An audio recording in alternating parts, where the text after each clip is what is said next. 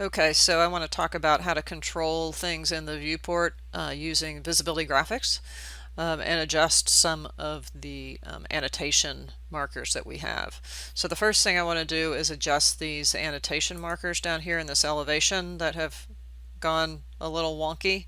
So the first thing I'm going to do is figure out which elevation this is. So I'll left click on it and you can see down here that it's East Schematic A. So I'm just going to open that up by double clicking on it in my project browser. And then I'm going to select one of the levels, zoom out a little bit, and it's going to give me some options, most of which are check boxes, and I don't want the title on this side, so I'm going to remove that check, add the check on this side, do the same thing for this one. So I've just moved the title over to the side that I want it to be on.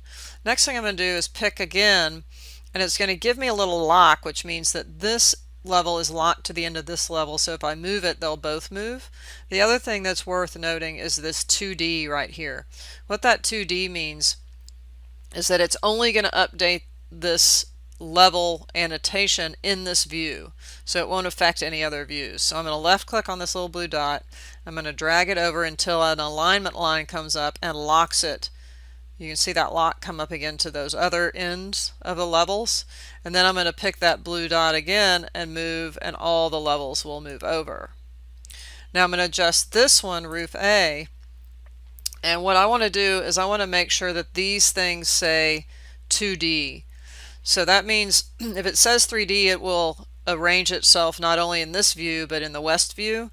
We want it to be unique to this view, so I'm going to click on the 3D here, and then I'm going to pick that little blue dot, and I'm going to move it over until it lines up to the ends of those four bottom ones.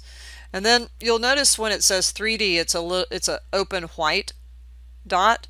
When I click to 2D, it goes to a little blue dot. That's just a sort of visual marker that you can use to know whether it's 2D or 3D. So I'm going to move that to there, and then the last thing I need to do is pick this one, pick the little blue dot, and align it with that. And now that's done.